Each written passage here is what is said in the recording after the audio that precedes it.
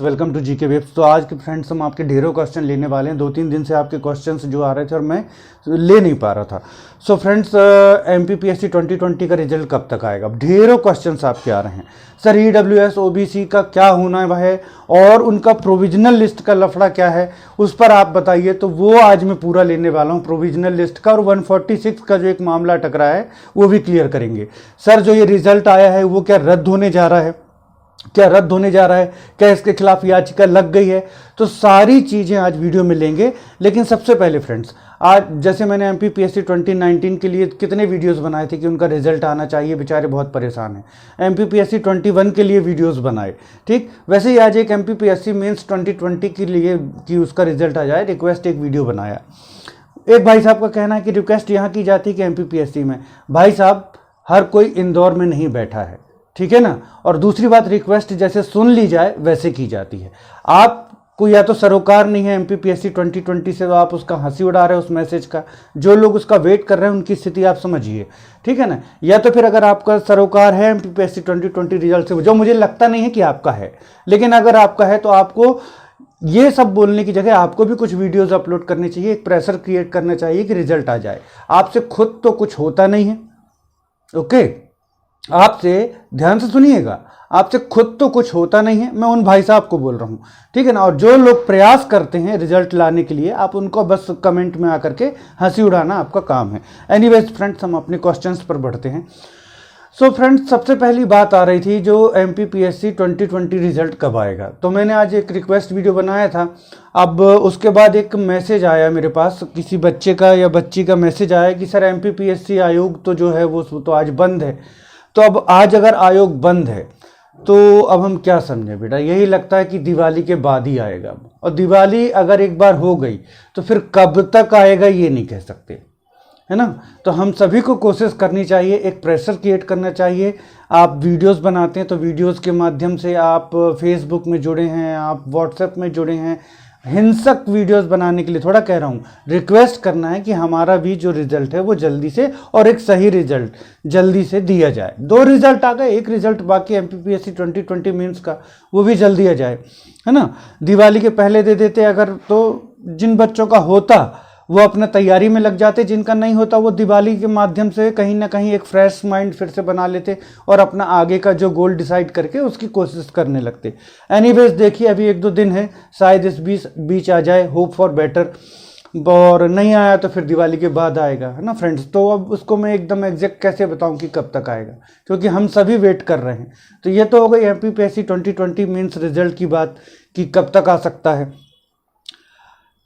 अब आते हैं कि ओबीसी और ईडब्ल्यूएस के जो बहुत बड़ा इश्यू चल रहा है, ठीक है ना फ्रेंड्स। इसको आप समझिएगा फ्रेंड्स, दिमाग घुमा देने वाला प्रश्न है और जायज बात है इसमें जो चल रहा है।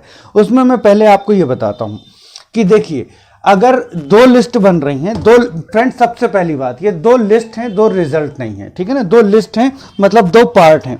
तो आप जरा देखिएगा कि एक में आपका जनरल का या यूआर का, जिसको हम बोले, यहाँ साइनिंग आ रही है, यहाँ पर यूआर का 154 फाइनली क्लियर है, ठीक है ना। और यहाँ पर जो आपका ओबीसी का दिया गया है 154 वाली लिस्ट में, वो 148 दिया गया है। और ईडब्ल्यूएस का भी 148 दिया गया है। किसमें? एमपीपीएससी 2021 के रिजल्ट में। अब आते हैं प्रोविजनल लिस्ट में। प्रोविजनल लिस्ट में यूआर का जो है वो कितना दिया गया है आपका? 146 शायद, राइट, 146। और ओबीसी का दिया गया है 140। ओके, तो क्वेश्चन स्टार्ट होता है यहां से कि देखिए, यदि क्या होता है कि ओबीसी 27%, देखिए मैं एक एक चीज पर वीडियो बना चुका हूं, इसलिए आज वो चीजें डिस्कस नहीं करूंगे। यूआर के फेवर की बातें कर चुका हूं उनकी सीट्स के लिए। ओबीसी का जो 148 ज्यादा जा रहा है मैं पहले ही बता चुका हूं, नहीं जा सकता है। SC ST की बातें कर चुका हूं, सारी बातें कर चुका हूं।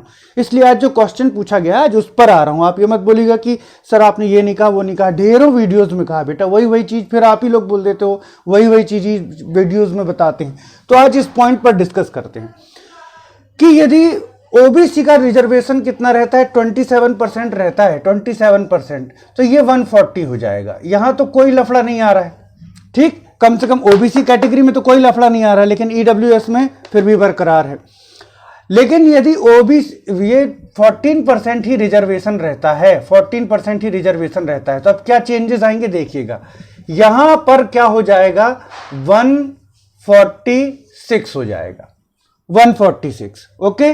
और ईडब्ल्यूएस और ओबीसी 148 रहेंगे, जो कि इम्पॉसिबल है, मैं आपको बता चुका हूं। और समझ लीजिए कि रिजर्वेशन का मतलब क्या होता है। रिजर्वेशन का मतलब यह है कि किसी भी कीमत पर यूआर से ज्यादा नहीं जा सकता है रिजर्व कैटेगरी का कट ऑफ, ओबीसी का और अदर कैटेगरी का कट ऑफ। क्यों?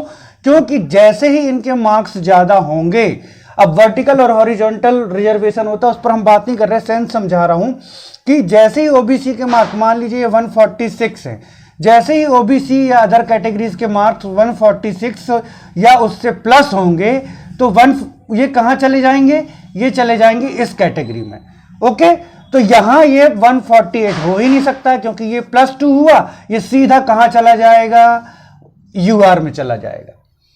और दूसरी चीज समझिएगा, अभी मैं आपको बता रहा हूं, तो ये 146 हो गया। तो पहली बात, ये तो पॉसिबल नहीं है, लेकिन क्वेश्चन इसको लेकर भी नहीं है। बच्चे किसी तरीके से एडजस्ट हो रहे हैं कि चलो जो भी रिजल्ट आया है, अब हमारा क्या हो रहा है, 146 है। तो ये क्वेश्चन किससे रिलेटेड है, उन ओबीसी वाले बच्चों से और उन ईडब्ल्यूएस वाले बच्चों से जिनका क्या है 146 पर ये रिजल्ट है।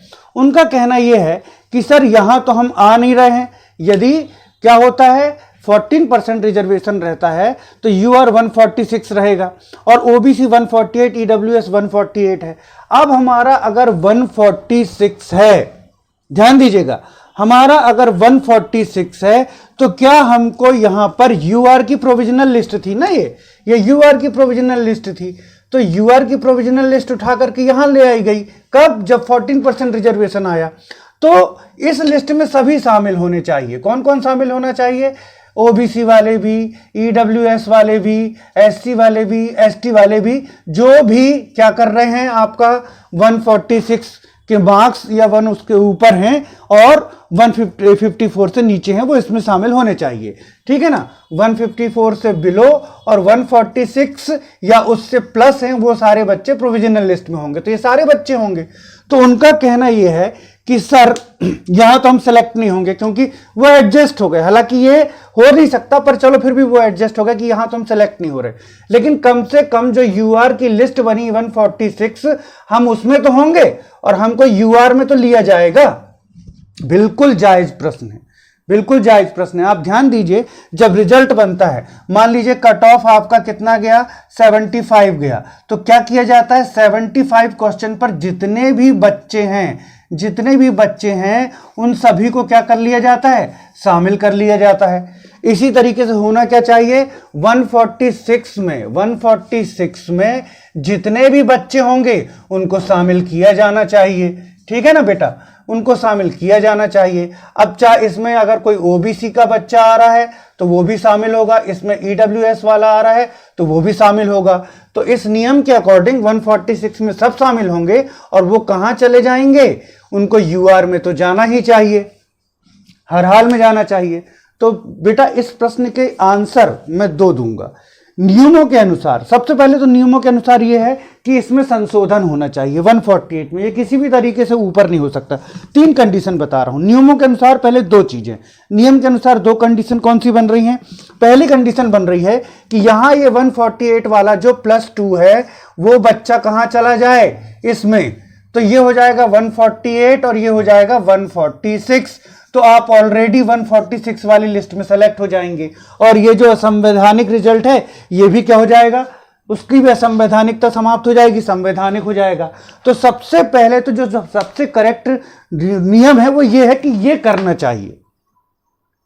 अब लिया गया और लिया गया फिर भी अड़ करके यूआर को, तो भी आपको शामिल होना चाहिए। नियम क्या कहता है, नियम यह कहता है कि आपको शामिल होना चाहिए। कैसे शामिल होना चाहिए, क्योंकि 146 यूआर का क्या है, कट ऑफ है प्रोविजनल लिस्ट का। तो 146 में जो भी बच्चे हैं, जो भी बच्चे हैं यूआर में वो शामिल होने चाहिए जब प्रोविजनल लिस्ट को शामिल किया जाएगा। और यूआर में जो भी बच्चे हैं, मतलब यूआर में सब आते हैं, ईडब्ल्यूएस, ओबीसी, एससी, एसटी, जिनका भी 146 है वो आते हैं, तो वो सो फ्रेंड्स, चूंकि यूआर में सभी आते हैं तो इनको प्रोविजनल लिस्ट में जाना चाहिए। ये क्लियर है? तो 2 रूल्स मैंने आपको बता दिए। सबसे पहले तो जो It's 1917. चीज संशोधित होती सबसे बेस्ट तो ये था, वो भी नहीं हो रही। अगर यूआर वाले 146 लिए जा रहे हैं तो वहां भी आपको जाना चाहिए। सो फ्रेंड्स, ये हो गया रूल कि रूल के मुताबिक आपका अगर 146 आ रहा है रिजर्व कैटेगरी में तो आप प्रोविजनल लिस्ट में जाना ही आपको चाहिए, ठीक है ना। ईडब्ल्यूएस और ओबीसी जिनको ज़्यादा चिंता है उनके लिए खास तौर से, है ना, क्योंकि उन्हीं का जो मार्क्स है वो विवादों मतलब फंस रहा है, तो आपको जाना चाहिए, रूल है, नियम ये कहता है। लेकिन अब एमपीपीएससी ऐसा करेगा या नहीं करेगा ये मैं नहीं कह सकता हूँ। ये मैं तो क्या, कोई भी नहीं कह सकता। आपको भी मालूम है जिस तरीके से एमपीपीएससी रिजल्ट इस समय दे रहा है, ठीक है ना। तो एमपीपीएससी ऐसा करेगा या नहीं करेगा मैं नहीं कह सकता, क्योंकि सबसे पहली बात तो जो प्रोविजनल लिस्ट बनी थी तो किसी भी बच्चे के 146 दो लफड़े। पहली बात तो ये कि 148 नहीं हो सकता, किससे, इससे ऊपर नहीं हो सकता, यूआर से ऊपर नहीं हो सकता। सबसे बड़ी बात तो यही थी। दूसरा, चलो आपने अगर 146 भी ओबीसी कर दिया है, ओबीसी कर दिया तो ओबीसी में प्रोविजनल लिस्ट में 146 नहीं हो सकता, क्योंकि जिसके भी 146 हैं वो कहाँ आ जाएगा, वो आ जाएगा यूआर की प्रोविजनल लिस्ट में, वो आ जाएगा यूआर की प्रोविजनल लिस्ट में आ जाएगा, ठीक है। तो यहां भी उन्होंने गफलत कर दी है। तो जब वो इतनी बड़ी गड़बड़ कर रहे हैं और 2 प्रोविजनल लिस्ट बना रहे हैं तो वो सीधा क्या करने, जो लग रहा है कि होना क्या चाहिए वो मैंने आपको बता दिया। लेकिन एमपीपीएससी क्या करेगा, ये 146 वाली जो प्रोविजनल लिस्ट है इसको उठा करके सीधे शामिल कर देगा। जो बच्चे इसमें हैं वो तो यहां पर आ जाएंगे, लेकिन जो बच्चे इसमें नहीं हैं वो नहीं आ पाएंगे। तो ये मामला फिर कोर्ट में उलझेगा। और मैं ग्रहण नहीं लगा रहा, मैं कितने दिन से बोल रहा हूं कि एमपीपीएससी पर एक प्रेशर क्रिएट कीजिए कि आप सही रिजल्ट दीजिए, क्योंकि देखिए आगे गड्ढा है, आगे गड्ढा है, आगे गड्ढा है, मैं बार बार इंडिकेट कर रहा हूं, गिर जाएंगे। तो अब आप नहीं मान रहे हो, जब गिर जाएंगे तो आप फिर दूसरे पर दोष दे रहे हैं जो बता रहा है कि आगे गड्ढा है, गिर जाओगे। वही चीज मैं बोल रहा हूं कि ये मामला अगर अभी नहीं सुधरा तो आगे जाके कोर्ट में पेंडिंग होगा। और वो चीज अब 3rd क्वेश्चन में आ ही रही है। क्या सर 2021 के जो रिजल्ट आए हैं और 2019 के उसके खिलाफ याचिकाएं लग गई हैं। सो फ्रेंड्स, मैं अभी थोड़ा दूसरे कामों में बिजी हूं तो मुझे इस चीज़ की भी पूरी जानकारी नहीं है, लेकिन ये ज़रूर है कि ये मामला विवादित तो हो चुका है और बहुत सारे बच्चे मन बना चुके हैं। किस बात का मन बना चुके हैं? कोर्ट जाने का। तो कोर्ट में याचिकाएं इसके खिलाफ लगेंगी, ये बात निश्चित रूप से आप मान लीजिए। अब दूसरा क्वेश्चन कि सर क्या ये, अगर कुछ बच्चे जानते हैं जो जानते हैं कि याचिकाएं इसके खिलाफ लगेंगी, उन्होंने पूछा कि सर क्या ये मामला भी 2019 जैसे लटक जाएगा? तो बेटा देखिए, समय तो लगेगा लेकिन 2019 जितना नहीं लगेगा। क्यों? 2019 का जो मामला है वो एक संवैधानिक इश्यू पर चल रहा है कि 14% रिजर्वेशन दिया जाए या 27%, ठीक है ना। तो कॉन्स्टिट्यूशनल जो आपके प्रोविजंस होते हैं उसको लेकर के ये मामला चल रहा है, इसलिए इसमें इतना टाइम लग रहा है।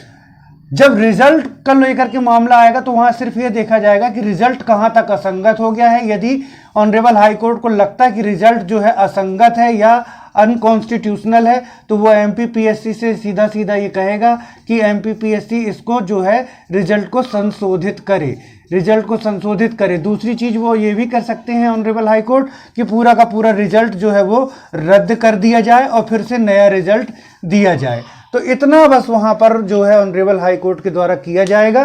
तो इसमें उतना टाइम तो नहीं लगेगा, लेकिन फिर भी टाइम तो लगेगा। टाइम लगेगा मतलब 6 महीने 8 महीने।